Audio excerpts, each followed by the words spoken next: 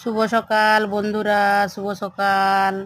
এই যে আমি দই বসি রেখেছিলাম কালকে, ছাঁচ বানিয়ে যে ছেলেকে দিলাম। ছেলে খেয়ে দোকানে যাবে। এই যে সবার জন্যেই বানিয়েছি। এই গরমকালে কিন্তু এই দইয়ের শরবত খুবই একটা উপকারী জিনিস।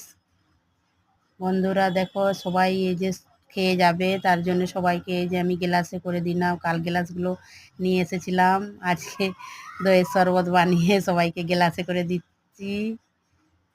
খুবই একটা উপকারী জিনিস দইয়ের শরবত গরমকালে। তাই এই যে সবাইকেই আমি দিচ্ছি গ্লাসে করে। কিন্তু আমি খাই না দইয়ের শরবত,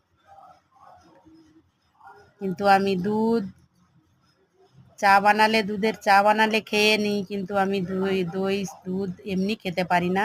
তাই গ্লাসটা আমি সরিয়ে রেখে দিলাম, বাকি সবাইকে দিলাম। কাল এই যে উন্নাটা নিয়ে এসেছিলাম, উন্নাটা এই যে গায়ে নিয়েছি। কেমন হয়েছে কমেন্টে বলবে।